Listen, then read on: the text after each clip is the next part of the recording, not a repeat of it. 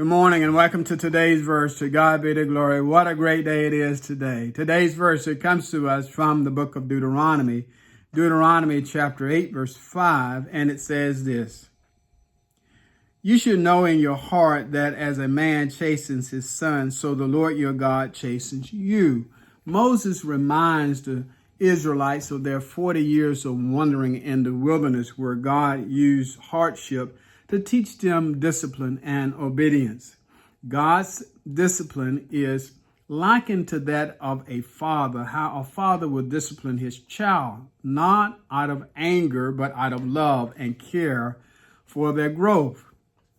The challenges that the children of Israel faced in the wilderness, it helped to prepare them for the blessings of the promised land by cultivating humility and their trust in God's provision.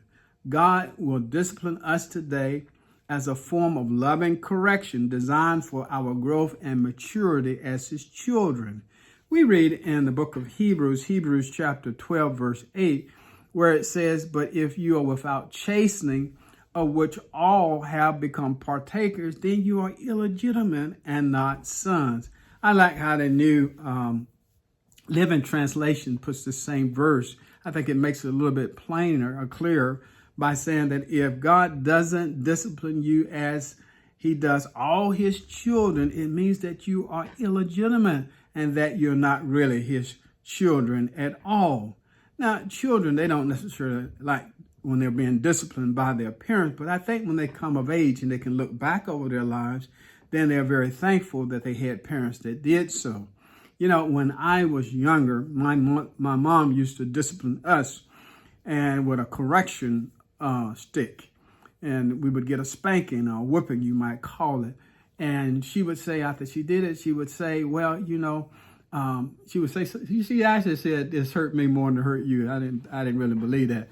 But she would also say that I do what I do because I love you. And I would think to myself, well, Mom, you don't have to love me that much. Well, listen, when I look back over my life, I can I can say, and I think I can speak on behalf of my siblings, that we turned out all right. Just as parents correct their children for their benefit, God uses he uses difficulties and corrections in our lives to shape us, to strengthen our faith, and that we might grow closer to him in a relationship, more deeper, meaningful relationship with him. We can trust in God's discipline because we know that it is motivated out of love and it is meant for our good. To God be the glory for the great things he has done.